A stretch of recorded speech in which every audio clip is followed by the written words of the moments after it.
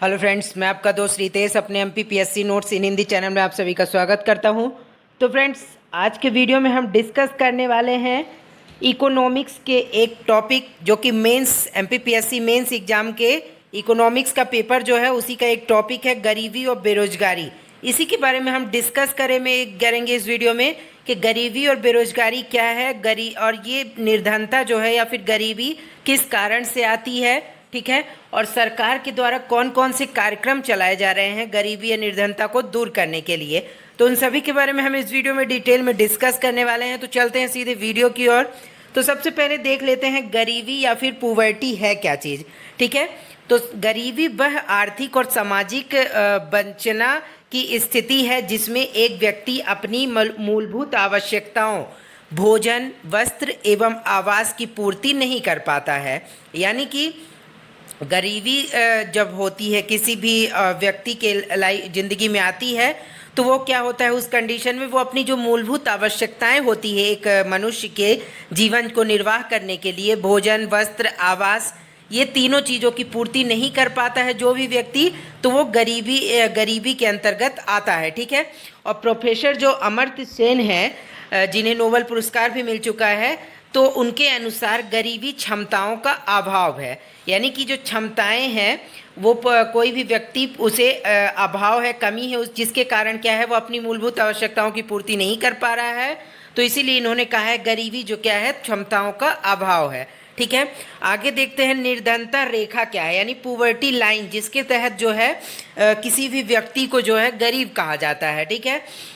तो इससे अभिप्राय उस सीमा बिंदु यानी कि कट ऑफ पॉइंट से है, सामान्यतः प्रति व्यक्ति व्यय के रूप में, जो किसी क्षेत्र के लोगों को निर्धन तथा धनी में विभाजित करता है, ठीक है। यानी निर्धनता रेखा क्या है, तो वह बिंदु है या वह सीमा रेखा है जो किसी क्षेत्र के लोगों को निर्धन तथा धनी में विभाजित करता है। यानी कि कौन व्यक्ति धनी है, कौन निर्धन। तो इससे जो चीज़ें इसे निर्धारित करती हैं तो वो उसे क्या कहा जाता है, तो निर्धनता रेखा कहा जाता है, ठीक है। कि इस रेखा के इस साइड वाला व्यक्ति जो है गरीबी रेखा के अंतर्गत आएगा, और जो इसके बाद ऊपर वाला व्यक्ति है तो वो जो है धनी वर्ग के रूप में कहा जाएगा, गिना जाएगा, ठीक है।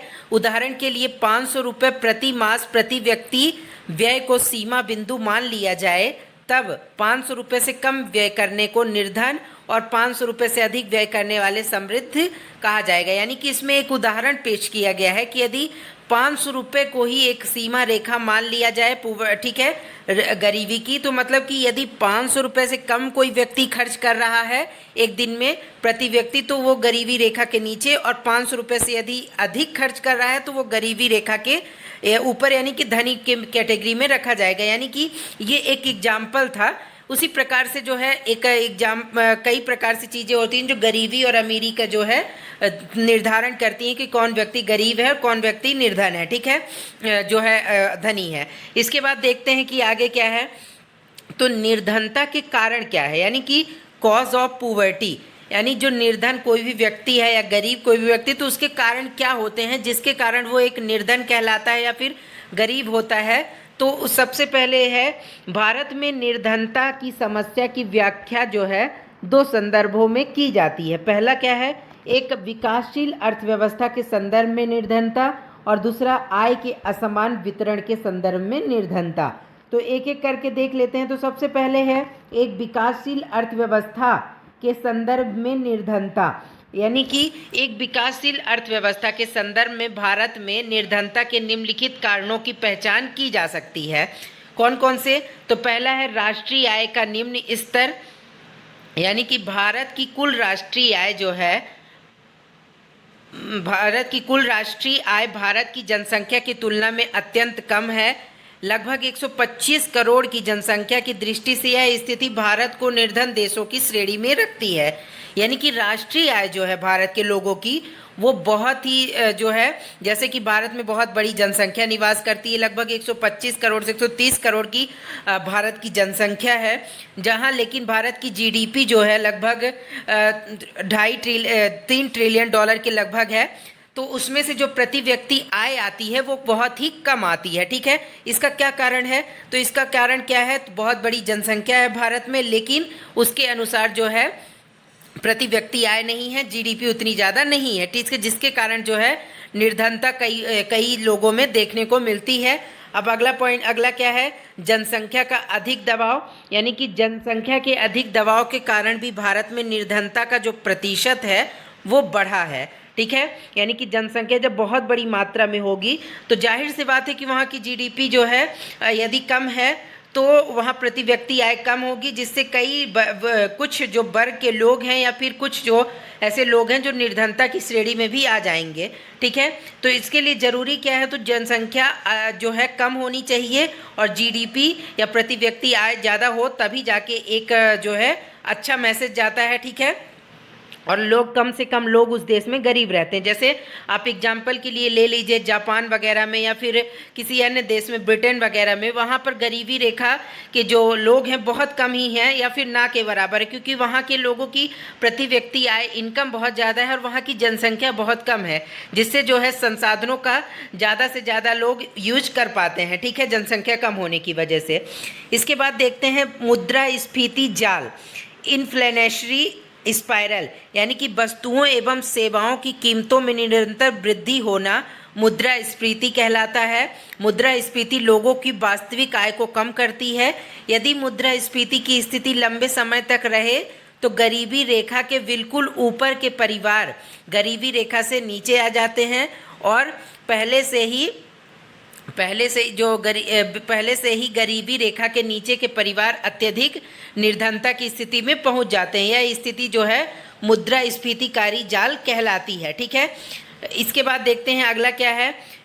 अगला है चिरकालिक बेरोजगारी एवं अल्प रोजगार, यानी कि कृषि क्षेत्र में अदृश्य या छिपी बेरोजगारी से लेकर शहरी क्षेत्रों में शिक्षित बेरोजगारी की समस्या निर्धनता का मुख्य कारण है। यानी कि जो चिरकालिक बेरोजगारी है कुछ समय के लिए होती है। जैसे कि मान लीजिए कृषि क्षेत्र में क्या होता है कि कृषि क्षेत्र में एक समय होता है कि जब बुवाई व जुताई वगैरह करने के बाद फसलें अपने आप पकती हैं, तो उस समय पर जो है कि किसान बेरोजगार होते हैं, ठीक है, या फिर फसलें कटने के बाद कई बार जो है बेरोजगारी की स्थिति कृषि क्षेत्र में बन जाती है, ठीक है। और चाहे फिर शहरी क्षेत्रों में आप देखेंगे कि कई बार युवा जो हैं पढ़ लिख तो लेते हैं बड़ी बड़ी, ठीक है, नौकरी डिग्रियां ले लेते हैं, लेकिन क्या होता है कि कई बार बेरोजगारी की स्थिति उत्पन्न हो जाती है, ठीक है। तो उन्हें शिक्षित बेरोजगारी के अंतर्गत लाया जाता है, क्योंकि वे शिक्षित हो चुके हैं लेकिन उन्हें कोई रोजगार प्राप्त नहीं हुआ है, जिसके कारण भी कई बार जो है निर्धनता का मुख्य कारण ये शिक्षित बेरोजगारी या फिर अदृश्य छिपी बेरोजगारी बनती है। और पूंजी की अपर्याप्तता, यानी कि कैपिटल डेफिशिएंसी, यानी कि भारत में पूंजी स्टॉक एवं पूंजी निर्माण की दर बहुत कम है। पूंजी की कमी से उत्पादन क्षमता प्रभावित होती है। यह स्थिति निम्न रोजगार स्तर तथा उच्च निर्धनता स्तर को जन्म देती है। यानी कि पूंजी की जब अपर्याप्तता रहेगी, किसी के पास मान लीजिए कि किसी को कोई कार्य करना ही है, ठीक है, या किसी भी प्रकार की चीज़ें खरीदनी है, तो जब पूंजी ही नहीं रहेगी तो वो क्या खरीदेगा या क्या उद्योग लगाएगा, क्या धंधे लगाएगा, या कोई भी कार्य नहीं कर सकते। यदि कोई अपना छोटा सा बिजनेस भी करना चाहता है तो उसके लिए भी पूंजी ही चाहिए, लेकिन यदि पूंजी नहीं है तो क्या होता है कि कई बार निर्धनता का स्तर देखने को मिलता है, ठीक है। आगे है आय के असमान वितरण के संदर्भ में निर्धनता, यानी कि जो सेकेंड पॉइंट था निर्धनता के कारण में, आय के असमान वितरण के संदर्भ में निर्धनता, तो उसको देखते हैं। तो पहला पॉइंट क्या है इसमें, आय के असमान वितरण भारतीय अर्थव्यवस्था का सर्वाधिक नकारात्मक पक्ष है। यह भी निर्धनता का एक प्रमुख कारण है। सरकार द्वारा प्रगतिशील कर प्रणाली एवं अन्य उपायों के माध्यम से लोगों के बीच आय के अंतर को कम करने का प्रयास किया गया है, परंतु इससे निर्धनता को स्थायी रूप से समाप्त करने में सफलता नहीं मिली है, ठीक है। आगे देखते हैं अगला point, national council for applied economic research द्वारा जो है प्रस्तुत एक रिपोर्ट के अनुसार देश के शीर्ष 20% धनी लोगों के पास देश की कुल आय का 53% भाग है, जबकि नीचे के 40% लोगों के पास कुल आय का मात्र 15.9% भाग है। यानी कि कुछ लोगों के पास ही ज़्यादा से ज़्यादा संपत्ति जो है सिमट गई है, जिसके कारण कई बार जो है हमें गरीबी देखने को मिलती है, ठीक है। इसके बाद आगे देखते हैं कि आगे क्या है। तो आगे है, आय का असमान जो है वितरण न केवल वर्तमान निर्धनता को प्रकट करता है बल्कि जो है यह धनी एवं निर्धन वर्गों के मध्य अत्यधिक अंतर को भी दर्शाता है। यानी कि जब आय का असमान वितरण होता है, यानी कि कुछ लोग बहुत अमीर होते हैं और कुछ लोग जो है गरीबी की रेखा के नीचे आ जाते हैं, तो इसे क्या कहा जाता है कि आय का असमान वितरण है। ठीक है, कुछ परसेंट लोग ही धनी रहते हैं और बहुत अधिक मात्रा में लोग गरीबी रेखा के नीचे आ जाते हैं। तो आय का असमान वितरण के कारण भी निर्धनता देखने को कई बार मिलती है। आगे देखते हैं, आगे है निर्धनता को दूर करने के उपाय, यानी कि निर्धनता को कैसे दूर किया जा सकता है उसके उपाय देखते हैं। तो भारत में व्याप्त निर्धनता को दूर करने के सभी उपायों को 4 श्रेणियों के अंतर्गत वर्गीकृत किया जा सकता है, जो कि निम्नवत है। पहला क्या है? पहला है सकल घरेलू उत्पाद में समृद्धि के द्वारा निर्धनता का सामना करना, यानी कि जब जीडीपी की वृद्धि दर ऊंची होती है तब रोजगार के नए अवसर उत्पन्न होते हैं।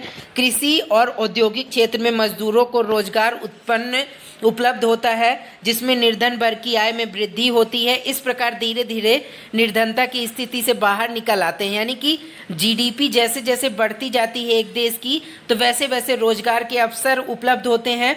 यानी कि जब इन्वेस्टमेंट आएगा देश में तो जीडीपी बढ़ेगी, और जब इन्वेस्टमेंट आएगा तो उससे लोगों को रोजगार भी मिलेगा, जिससे क्या होगा कि जब रोजगार मिलेगा तो निर्धन वर्ग की जो आय में वृद्धि होगी, और क्या होगा कि धीरे धीरे निर्धनता की स्थिति से चीज़ें बाहर आएंगी या लोग बाहर आएंगे। ठीक है, इसके बाद अगला क्या है? तो अगला है आय के वितरण में राजकोषीय तथा कानूनी उपायों के माध्यम से निर्धनता का सामना करना। यानी कि इसमें क्या है? राजकोषीय उपाय कराधान और आर्थिक सहायता से संबंधित है। निर्धनता कम करने के लिए सरकार प्रगतिशील कर प्रणाली को अपना सकती है। यानी कि यदि निर्धनता को कम करना है तो कुछ ऐसे उपाय करने होंगे जो कि जैसे कि कोई बड़ा मान लीजिए कि कोई बड़ा बिजनेसमैन है, ज़्यादा से ज़्यादा पैसे कमा रहा है, तो उन पर ज़्यादा से ज़्यादा टैक्स लगाए जाएं और जिसका जो है फ़ायदा जो है गरीबों को दिया जाए, निर्धन वर्ग के लोगों को दिया जाए। ठीक है, जिससे क्या होगा कि निर्धनता में कमी देखने को मिलेगी। और कानूनी उपायों के अंतर्गत न्यूनतम मजदूरी अधिनियम शामिल है, जिसके अनुसार यह आवश्यक है कि नियोक्ता जो है अपने कर्मचारियों को अनुबंधित न्यूनतम मजदूरी प्रदान करे। यानी कि एक निश्चित जो मजदूरी दर है उससे कम मजदूरी नहीं देनी है, ऐसा नियम कानून बना है। ठीक है, लेकिन कई बार देखने को मिलता है कि ये चीज़ें जो है लागू नहीं हो पाती हैं। ठीक है, तो लेकिन ये एक अच्छी चीज़ है, अच्छा कानून है, जो कि कई बार कई जगह सफल भी देखने में मिलता है। ठीक है, इसके बाद अगला है जनसंख्या नियंत्रण द्वारा निर्धनता का सामना करना। यानी कि निर्धनता को दूर करने के लिए जनसंख्या वृद्धि की दर पर नियंत्रण आवश्यक है। अगला पॉइंट है नियंत्रित जनसंख्या वृद्धि से आर्थिक समृद्धि का व्यापक प्रभाव पड़ेगा एवं प्रति व्यक्ति आय में महत्वपूर्ण वृद्धि होगी। ठीक है, आगे देखते हैं, आगे क्या है? निर्धनों के जीवन की गुणवत्ता को बढ़ाने वाले अन्य उपाय। यानी कि जो है निर्धनों की जो जीवन गुणवत्ता को बढ़ाने के लिए कौन कौन से अन्य उपाय हैं? तो कृषि का विकास जरूरी है। ठीक है, और पिछड़े हुए क्षेत्रों पर विशेष ध्यान दिया जाए, जो भी क्षेत्र पिछड़ा हुआ है उस पर विशेष ध्यान दिया जाए। इसके बाद है अगला क्या है? तो अगला है कीमत स्तर में स्थिरता। यानी ठीक है, कीमतों में जो एक स्टेबिलिटी लाई जाए, स्थिरता लाई जाए, ताकि जो है गरीब से गरीब वर्ग भी चीज़ों को खरीद सके। ठीक है, और इसके बाद प्रभावी सार्वजनिक वितरण प्रणाली होनी चाहिए। यानी कि जो भी पब्लिक डिस्ट्रीब्यूशन सिस्टम चलता है भारत में वो प्रभावी रूप से लागू किया जाना चाहिए, ताकि हर एक गरीब व्यक्ति को, पात्र व्यक्ति को चीज़ें आसानी से जो है वितरण उसका हो सके चीज़ों का। ठीक है, खाद्यान्न वगैरह का। और बेरोजगारी का उन्मूलन जरूरी है और उत्पादन की तकनीक में परिवर्तन जरूरी है। यानी कि जो भी चीज़ें उत्पादन की तकनीक में लाई जा रही हैं उसमें तकनीकी बदलाव करने की ज़रूरत है, जिससे ज़्यादा उत्पादन हो। ठीक है, तो इस प्रकार से जो निर्धनता की जीवन की गुणवत्ता को बढ़ाने के लिए ये सभी उपाय किए जा सकते हैं। अब हम देखते हैं कि निर्धनता उन्मूलन के लिए, निर्धनता को यानी दूर करने के लिए सरकार द्वारा चलाए जा रहे प्रमुख कार्यक्रम कौन कौन से हैं। तो पहला है सार्वभौमिक आधारभूत आय, यानी कि UBI। सार्वभौमिक आधारभूत आय देश के प्रत्येक नागरिक को बिना किसी शर्त के एक न्यूनतम आधार आय देने का प्रावधान करती है। यह आय व्यक्ति के अन्य आय स्रोतों से अतिरिक्त है तथा इसकी लाभार्थी परिवार के स्थान पर व्यक्ति होगा। यानी कि सार्वभौमिक आधारभूत आय क्या है, जो कि कोई देश की सरकार जो है प्रत्येक व्यक्ति को अपने मतलब कि जो भी उसका पात्र है उसको देती है, जो कि उसकी जो एक आय होती है उसके अतिरिक्त ये दिया जाता है, ठीक है, ताकि लाभार्थी परिवार के स्थान पर जो है व्यक्ति को लाभ जो है प्रत्येक व्यक्ति को इसका लाभ हो सके, ठीक है। इसके बाद स्वर्ण जयंती ग्राम स्वरोजगार योजना, यानी कि ग्रामीण क्षेत्रों में जो है निर्धनता दूर करने के लिए अप्रैल 1999 में स्वर्ण जयंती ग्राम स्वरोजगार योजना प्रारंभ की गई और इस योजना के अंतर्गत गांवों में भारी संख्या में छोटे छोटे उद्यमों की स्थापना की गई। वर्ष 2011-12 में इस योजना को राष्ट्रीय ग्रामीण आजीविका मिशन में पुनर्योजित कर दिया गया। इसके बाद देखते हैं अगला, राष्ट्रीय ग्रामीण आजीविका मिशन नेशनल रूरल रोजगार योजना SGRY, ये क्या है? तो इस योजना को आजीविका भी कहते हैं। प्रारंभ में इस योजना को 2012-13 में 150 जिलों में लागू किया गया और 2016-17 तक इस योजना से 90 लाख लोगों को स्वरोजगार के अवसर प्रदान करने का लक्ष्य था, ठीक है। इसके बाद अब देखते हैं आगे क्या है, स्वर्ण जयंती शहरी रोजगार योजना। यह योजना 1 दिसंबर 1997 को आरंभ हुई थी और इस योजना का उद्देश्य शहरी बेरोजगार तथा अल्प रोजगार वाले लोगों को स्वरोजगार अथवा मजदूरी प्रदान करना है, ठीक है। और इस योजना में 75% केंद्र व 25% राज्य सरकारें देंगी। इसके बाद अगला देखते हैं, 5वां, प्रधानमंत्री रोजगार योजना। यह योजना शिक्षित बेरोजगार युवाओं को रोजगार देने के लिए बनाई गई है और इस योजना के अंतर्गत व्यक्ति को अपना उद्यम स्थापित करने के लिए 1 लाख तथा अन्य कार्यों के लिए 2 लाख प्रदान किए जाते हैं, ठीक है। आगे देखते हैं अगला देखते हैं, महात्मा गांधी राष्ट्रीय ग्रामीण रोजगार गारंटी योजना। ये है यह योजना 2 फरवरी 2006 से प्रारंभ हुई और इस योजना के अंतर्गत वे सभी व्यक्ति जो न्यूनतम मजदूरी दर पर काम करने के लिए इच्छुक हैं उन्हें 100 दिनों का न्यूनतम अवधि के लिए काम दिया जाएगा तथा वे रोजगार प्राप्त करना चाहते हैं तो उन्हें ग्रामीण क्षेत्रों में पहुंचना होगा जहां रोजगार कार्य शुरू किया जा रहा है, ठीक है। तो इस प्रकार से हमने कार्यक्रम देख लिए सरकार के द्वारा चलाए गए विभिन्न। इसके बाद अब देखते हैं भारत में गरीबी निवारण रणनीति की मुख्य कमियां क्या हैं, यानी कि गरीबी क्यों नहीं दूर हो पा रही है। उसमें जो गरीबी निवारण के लिए चीज़ें बनाई जा रही, रणनीतियाँ बनाई जा रही हैं, उसकी कमियां क्या क्या हैं। तो भारत में गरीबी की सटीक गरीबों की सटीक नहीं हो पाई, यानी कि कौन गरीब है भारत में, इसकी अभी तक मतलब कि एक परिभाषा जो होती है गरीबी रेखा की, लेकिन कई बार क्या होता है कि गरीबों की सही पहचान नहीं हो पाती है, ठीक है। तो उसकी जो स्थिति बहुत काफ़ी गड़बड़ है और गरीबी निवारण में शिक्षा, स्वास्थ्य, पोषण आदि की दीर्घकालिक भूमिका को ध्यान में नहीं रखा गया है। आगे है, भारत में गरीबों की आर्थिक उत्थान के लिए कोई विशेष रणनीति देखने को नहीं मिलती, जबकि गरीबों को अधिक आर्थिक सहायता की आवश्यकता होती है, ठीक है। अगला, भारत में गरीबी उन्मूलन नीतिगत के स्तर पर वरीयता नहीं दी गई है, यानी कि गरीबी उन्मूलन को नीतिगत स्तर पर भी वरीयता नहीं दी गई है। का क्या मतलब है कि नीतियां इसके लिए बहुत अच्छी कई बार देखने को मिलता है कि नहीं तैयार हो पाती हैं या उसे ठीक तरीके से लागू नहीं किया जाता। यदि कोई नीतियाँ बन भी जाती हैं तो इस प्रकार से कई चुनौतियां देखने को या कमियां देखने को मिलती है गरीबी निवारण की रणनीति में। तो इस प्रकार से आज हमने डिस्कस किया कि गरीबी बेरोजगारी क्या है, इसका निर्धनता के कारण क्या क्या होते हैं और इसकी क्या क्या कार्यक्रम चलाए जा रहे हैं सरकार के द्वारा, ठीक है। तो इस आज की वीडियो में हमने इतना डिस्कस किया। आई होप कि वीडियो आपको अच्छा लगा होगा।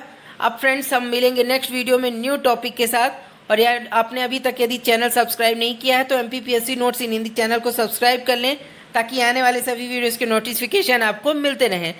तो फ्रेंड्स, बाय बाय।